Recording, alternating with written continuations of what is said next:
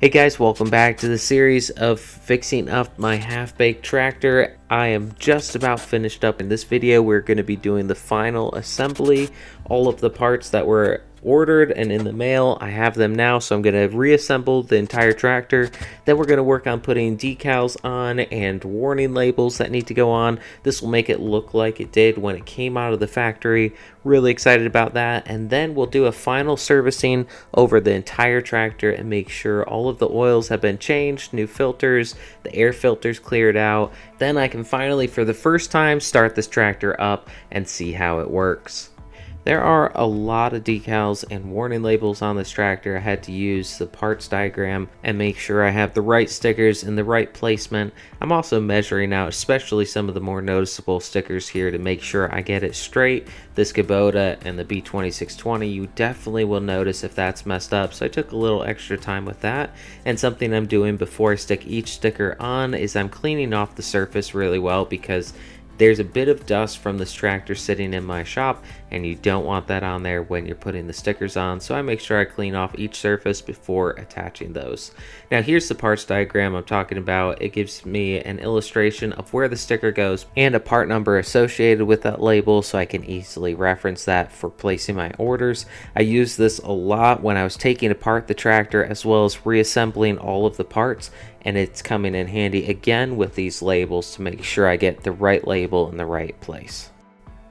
Now there's a ton of these warning labels, so I'm going to speed through this pretty quick, but there's several labels that are still coming in the mail, so I'll be putting those on later on in this video. So I'll speed through this real quick and then get into the servicing of this tractor and putting on the last few parts.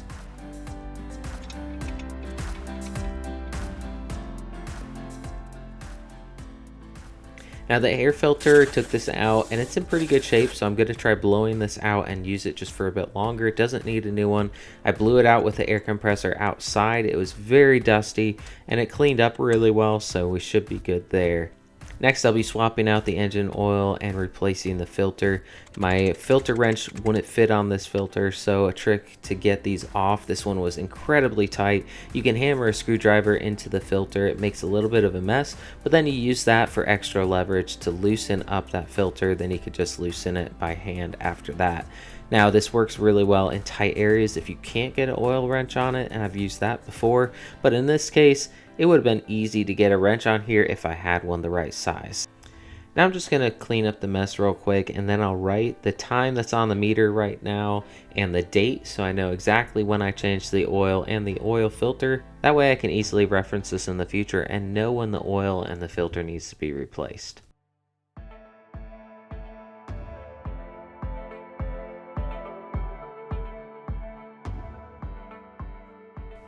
Then I'll put the plug in and fill the engine back up with oil, but until I run the engine and fill up the oil filter and get it all in the system, I won't be able to exactly fill up the correct amount. So I'm just going to fill it up till it's right in the safe zone on the dipstick, but after I run it for a few minutes, I'll come back and check it and make sure that I'm still at a good level and probably add a half a quart or so. I've only got a handful left of finishing touches and parts that need to go back on this tractor, so I'm going to go ahead and do that right now. And I've got several parts like that pedal here that were just a little bit heat damaged. You probably still could use it and not have to replace it, but I've put a lot of time and work into this tractor, so I want it to look as nice as possible.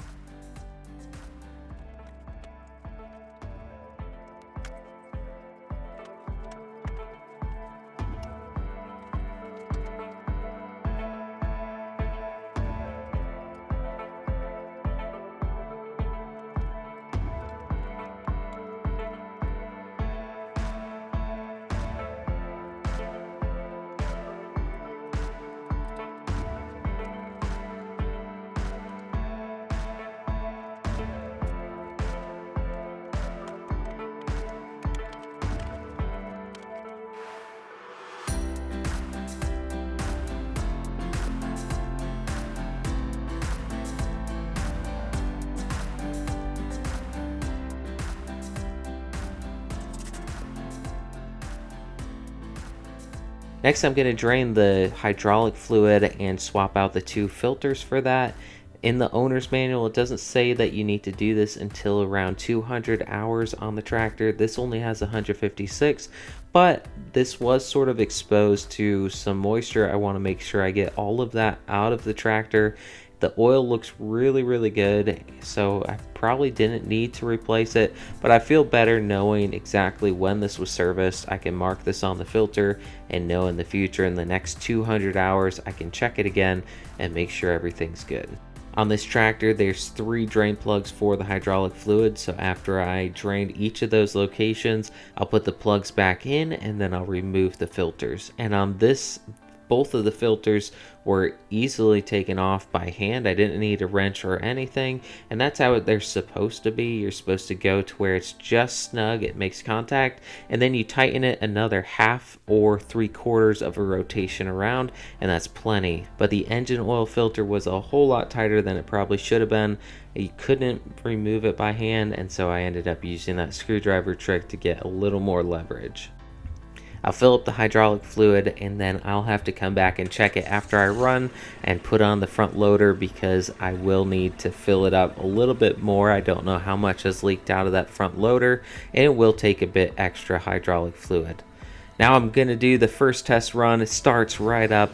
I mean, it only has 156 hours, so it's basically brand new, but everything works. It's beautiful. I love this tractor. So I'm going to take it back up to the house. After testing it, I'll throw the front loader on it and see how it looks. Now here's the finished tractor before I put the loader on. It looks really nice. You wouldn't ever be able to tell that this was anywhere near a fire or has been damaged. Looks just as good as when it did out of the factory. Now the oil did go down like I said it was gonna once it went through the system and got into the oil filter. So I put in another half a quart and got it right back up into that safe zone, so it's good to continue running. Then I'll add the last few stickers on this and it's all completely finished.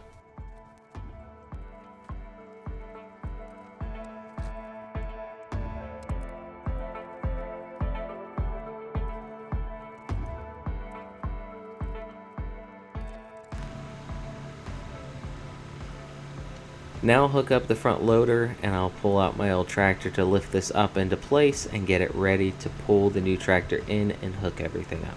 This is a really cool design. Typically when you have the hydraulics working on the tractor and it starts up, you could easily disconnect it and it stays standing up in place, so you easily can just pull the tractor in. But when I took this loader off of the tractor, I had no hydraulics, the engine wasn't starting, and so I just set it over to the side. But anytime in the future when I try to disconnect and connect it again, I can easily just use these feet to hold the loader up in place so I can come back and grab it anytime. I'm going to quickly cycle the hydraulic cylinders just to get any air out of the lines. You don't have to bleed the system at all. You just use it and it'll push all of the air out and keep circulating. So after going up and down a few times, I felt all of the air bubbles were out, and then it's truly ready to get back to work. Everything is functioning on this tractor. The loader, if you look really close, is a bit faded. The paint doesn't match exactly. That doesn't bother me too much. Everything's functional. Nothing needs to be fixed on the loader, but at some point I might end up putting a fresh coat of paint on it so it matches. But the next step for this tractor is working on that backhoe. But I'm going to take a little bit of a break on working on this tractor. The backhoe will be the next step, so I'll come back to that in a little bit. But this is what the tractor looked like before when I first purchased it. It was in really rough shape. So much of the plastics and electrical were damaged from the fire. All of the paint was really faded and dented, damaged from use and being out in the sun for too long. So I repainted everything, replaced everything that was damaged, and now this is what it looks like. It looks brand new. The tractor basically is brand new with so much replaced on it, plus the engine only has 156 hours on it. So this is finally back to working condition, and I'm really excited and happy with how this turned out. So I hope you guys enjoyed this video series. Hope you followed along and checked out each video along the way. If you did, leave a comment down below and let me know what you guys think of the finished tractor, and hit that like button, and don't forget to subscribe to the channel if you have not already. I've got a lot of cool projects coming up, so stay tuned for those future videos. I'll see you guys in the next one.